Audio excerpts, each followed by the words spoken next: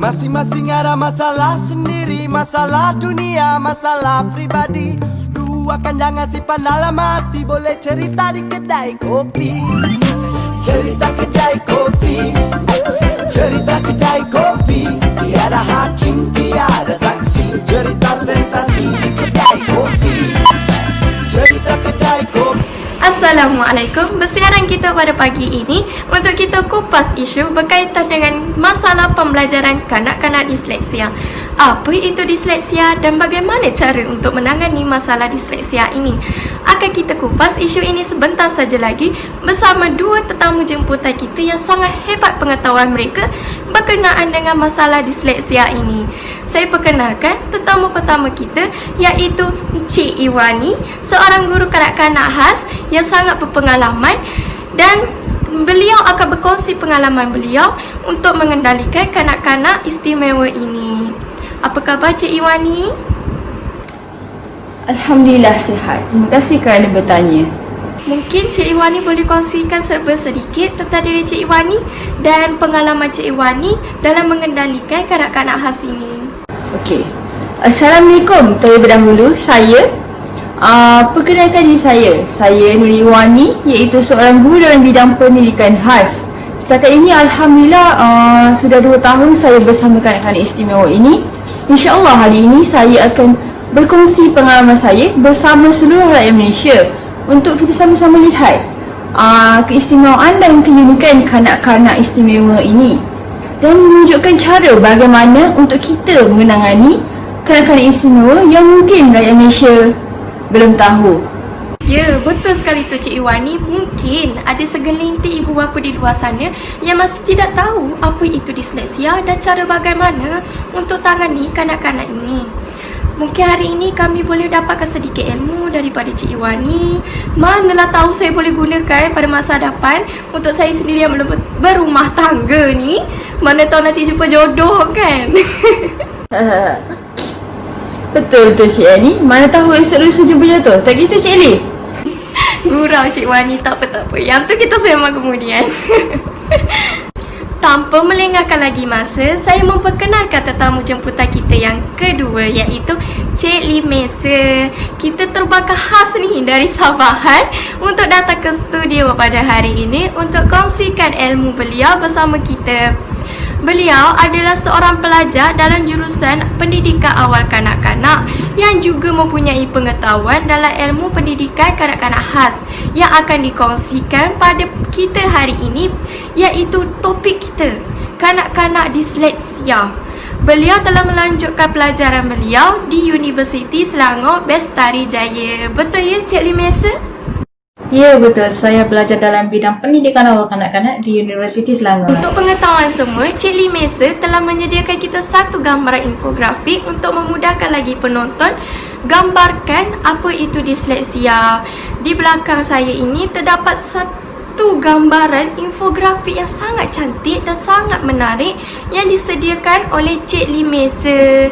Boleh Cik Limesa kongsikan kepada kami apa tujuan Cik Limesa mencipta infografik ini? Saya mencipta infografik ini bertujuan untuk memudahkan lagi rakyat Malaysia menggambarkan tentang isu kanak-kanak disleksia ini, dan saya berhasrat untuk kita sama-sama peka dan membantu kanak-kanak yang mempunyai masalah pembelajaran ini hidup seperti kanak-kanak yang lainnya. Alhamdulillah, semoga hasrat Cik Limesa tercapai suatu hari nanti, dan semoga dengan terciptanya infografik yang Cik Limesa cipta ni dapat membuka mata rakyat Malaysia untuk sama-sama membantu kanak-kanak istimewa ini. Okey, selepas penonton semua dah kenal dengan dua orang tetamu hebat kita pada hari ini, kita akan kupas isu kita pada pagi ini, iaitu berkaitan dengan kanak-kanak disleksia. Apa yang tertera di dalam infografik ini terdapat definisi disleksia. Mesti kita semua nak tahu apa itu disleksia. Okey, pertama kita akan dengar pendapat daripada Encik Iwani kita sendiri. Boleh Cik Iwani kongsikan apa itu disleksia? Pada pendapat saya, disleksia ini adalah masalah pembelajaran, iaitu kesukaran dalam mengenal huruf dan membezakan antara huruf itu. Sebagai contoh, kanak-kanak keliru antara huruf B dan D kerana mereka merasakan bahawa huruf dan nombor itu seakan-akan sama. Seterusnya, kanak-kanak disleksia ini dia susah dalam mengikut arahan. Seterusnya, tidak peka terhadap bunyi. Oleh sebab itu, mereka merasa rendah diri dan tidak yakin untuk berhadapan dengan masyarakat kerana kekurangan yang mereka alami itu. Terima kasih Cik Wani kerana telah berkongsi pendapat Cik Wani tentang apa itu disleksia. Okey, seterusnya kita akan tanyakan kepada tetamu kedua kita, iaitu Cik Adik manis kita, iaitu Cik Limesa. Boleh Cik Limesa kongsikan apa ciri-ciri kanak-kanak disleksia ini? Sudah pasti kanak-kanak disleksia ini mempunyai ciri-ciri tersendiri untuk kita kenal pasti sama ada betul atau tidak kanak-kanak ini mempunyai masalah disleksia. Boleh Cik Limesa kongsikan sedikit tentang ciri-ciri kanak-kanak disleksia ini? Boleh Cik Ani. Yang pertama sekali perlu kita tahu tentang kanak-kanak disleksia ini mempunyai kekeliruan antara kiri dan kanan.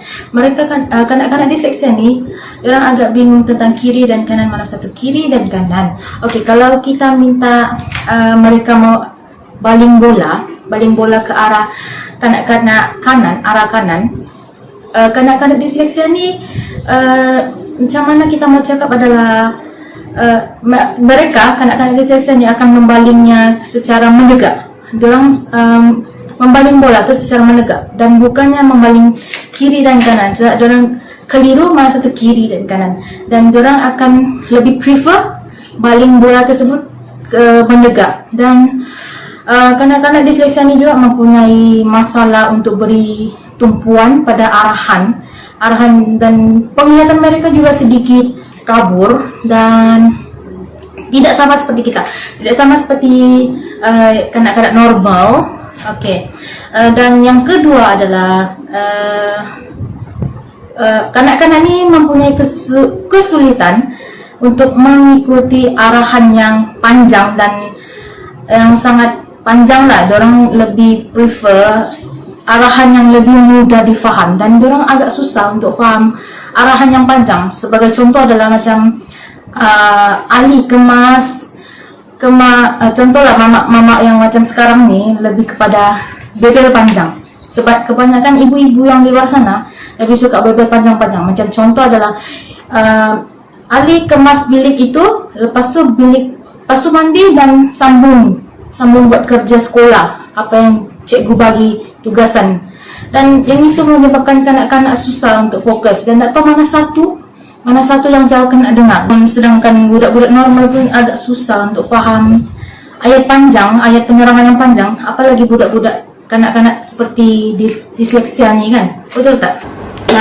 Yelah tu betul lah tu Cik Lee. Sukar dia kanak-kanak untuk terima arahan yang terlalu panjang. Kita ni sebagai ibu bapa kena ringkaskan arahan supaya kanak-kanak mudah faham. Kita pun tak stres kan kalau kanak-kanak tu buat apa yang kita suruh, tak gitu? Betul sekali. Kadang-kadang saya pun keliru. Saya kadang-kadang pelik juga. Manalah mak-mak ni dapat tenaga bercakap macam peluru ya, tak berhenti. Saya rasa macam makin hangat ya perbualan pada pagi ini.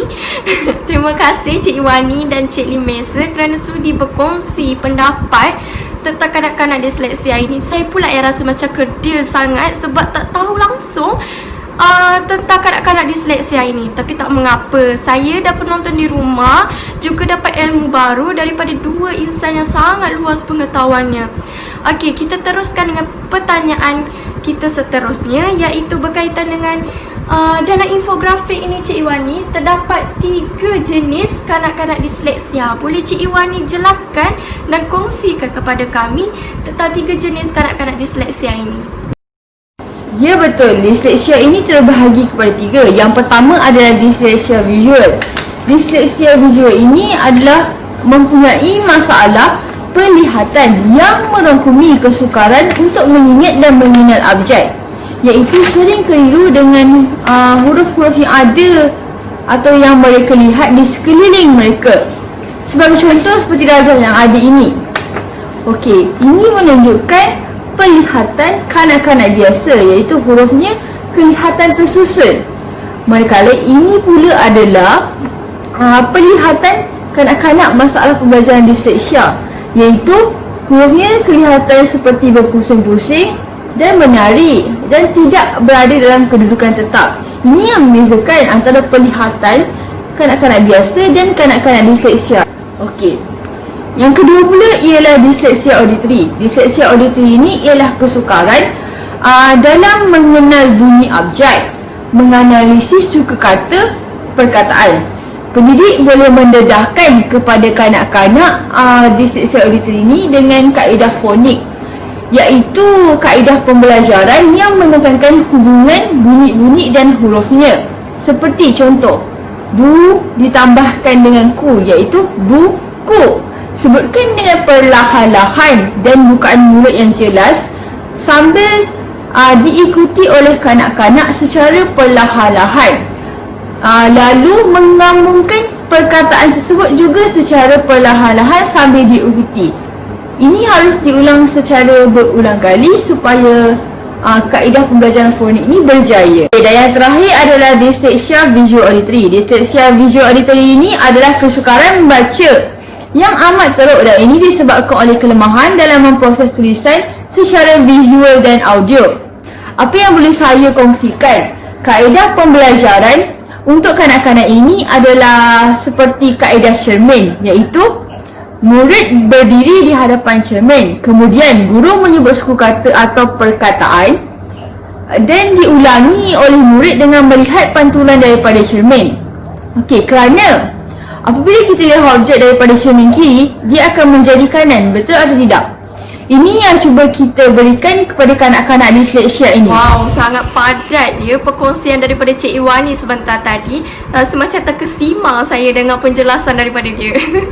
Okey, tak apa, kita teruskan pula dengan keistimewaan yang ada pada kanak-kanak disleksia ini. Boleh Cik Limesa kupas serba sedikit apa yang terdapat dalam infografik yang Cik Limesa sendiri cipta ini? Mungkin Cik Limesa boleh terangkan apa keistimewaan yang ada pada kanak-kanak disleksia ini? Okey, kanak-kanak disleksia ni mempunyai imajinasi, daya imajinasinya sangat tinggi. Jadi kebanyakannya daripada kanak-kanak disleksia ni mempunyai satu minat, iaitu minat dalam seni lukisan. Diorang minat dalam bidang lukisan. Okey, sebab mereka mampu mencipta satu lukisan yang menarik setanding apa yang mereka miliki, setanding daya imajinasi mereka. Imajinasi mereka memainkan sangat banyak,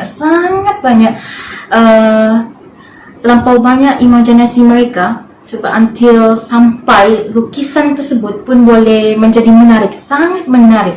Okey, sebagai contoh, satu tokoh ternama seperti Leonardo da Vinci. Of course, ramai yang tahu siapa tokoh ternama ni, Leonardo da Vinci, sebab dia telah menghasilkan satu lukisan seni yang sangat cantik, sangat menarik. Kalau kita tahu siapa tu Leonardo da Vinci, kita pun tahu, automatik kita tahu lukisan apa yang dia buat. Dan hasil lukisannya tu yang terkenal pada dahulu kala sehingga menyebabkan sehingga kini menjadi buah mulut orang. Sebab siapa kata budak kanak-kanak disleksia tidak boleh berjaya? Siapa kata kanak-kanak disleksia ni tidak boleh maju ke hadapan? Siapa cakap? Kita bukan tahu. Beliau antara, seperti yang kita tahu, beliau antara pelukis yang pertama yang menggunakan perspektif udara dalam lukisan pada adab itu. Kan sangat unik, betul? Sangat tu Cik Limesa. Saya juga bersetuju dengan pendapat Cik Limesa. Insan istimewa ini, diorang tak perlukan benda lain pun. Mereka hanya perlukan galakan, dorongan daripada insan-insan di sekeliling mereka. Apatah lagi ibu bapa mereka. Ibu bapa ini adalah tunjang utama untuk anak-anak sebelum orang lain bertindak. Seperti apa yang terdapat dalam infografik Cik Limesa ini, terdapat hikmat sokongan untuk kanak-kanak disleksia ini. Yang pertama sekali ialah ibu bapa, sekolah, pakar perubatan dan bahagian pendidikan khas. Pada pendapat saya lah kan, ibu bapa perlu menjadi tunjang utama sebelum sekolah pakar perubatan bahagian pendidikan khas ni sendiri. Dan ibu bapa ini adalah orang yang paling rapat dan yang paling dekat dengan kanak-kanak, sebab mereka yang hari-hari berjumpa dengan anak-anak mereka. Mestilah mereka kena tahu apa kekurangan, apa kelebihan yang terdapat pada anak mereka. Cik Iwani, apa yang saya jelaskan sebentar tadi, bahawa ibu bapa ini adalah tunjang utama untuk anak-anak mereka. Ya, betul sangat penerangan daripada Cik Yani tu. Bagus ya, dapat banyak ilmu baru hari ni. Alhamdulillah, berkat daripada perkongsian dan ilmu yang Cik Limesa dan Cik Iwani kongsikan sebentar tadi bersama saya dan juga penonton di rumah. Okey, saya harap penonton di rumah juga mendapat ilmu yang sama serta pengetahuan yang sama dengan saya pada hari ini. Okey, seterusnya saya buka soalan untuk penonton di rumah, tanyakan kepada kedua tetamu jemputan kita di studio pada pagi ini. Okey, boleh hubungi kami di studio untuk tanyakan soalan kepada kedua tetamu kita. Okey, kita dah dapat satu panggilan. Okey. Assalamualaikum, saya Zulaika.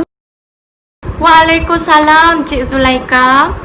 Ya, Cik Zulaika, boleh teruskan bertanya dengan tetamu jemputan kita. Apa soalan Cik Zulaika? Saya ingin bertanya soalan kepada Cik Iwani atau Cik Limesa berkaitan tentang cara atau intervensi awal yang boleh kita lakukan untuk kanak-kanak disleksia ini untuk kita cegah masalah mereka. Terima kasih. Terima kasih Cik Zulaika atas soalan yang dianjurkan kepada kedua tetamu kita. Okey, Cik Limesa, Cik Iwani, ada yang sudi menjawab soalan daripada penonton kita iaitu Cik Zulaika? Okey, saya boleh wakilkan untuk menjawab soalan Cik Zulaika sebentar tadi. Okey, intervensi awal yang boleh diberikan untuk kanak-kanak disleksia ni ialah pertama, jumpa dengan pakar sekiranya terdapat ciri-ciri seperti tidak dapat mendengar arahan dengan baik, tulisan yang tidak kemas dan terbalik-balikkan seperti B jadi D, M jadi W. Okey, bacaan yang tidak lancar dan gagap. Okey, jika ibu bapa mendapati anak-anak mereka mempunyai ciri-ciri tersebut, bawa anak, puan dan tuan jumpa dengan pakar, dapatkan nasihat sekiranya dia dapati bahawa anak tuan dan puan mempunyai disleksia ini, maka dapatkan rawatan susulan dan terapi yang diberikan oleh pakar perubatan. Terapi sahaja tidak mencukupi. Tuan dan puan juga boleh hantar anak tuan puan di pusat pendidikan kanak-kanak khas. Di sana mereka akan belajar, akan didedakan dengan pembelajaran yang selayaknya, dan sedikit demi sedikit dapat membantu mengurangkan masalah kanak-kanak. Terima kasih Cik Limesa atas perkongsian dan penjelasan daripada soalan Cik Zulaika sebentar tadi. Maka berakhirlah kita bersiaran pada pagi ini. Terima kasih sangat-sangat Cik Limesa dan Cik Iwani kerana sudi meluangkan masa bersama kami di studio dan bersama penonton di rumah berkongsi ilmu baru yang kami sendiri tak tahu tentang kanak-kanak disleksia ini. Saya berharap semoga penonton di rumah mendapat pengetahuan baru dan ilmu baru daripada kedua tetamu kita iaitu Cik Limesa dan juga Cik Iwani. Terima kasih kerana meluangkan masa menonton saya pada pagi ini dan menonton kedua tetamu hebat kita, Cik Limesa dan juga Cik Iwani. Sekian, terima kasih.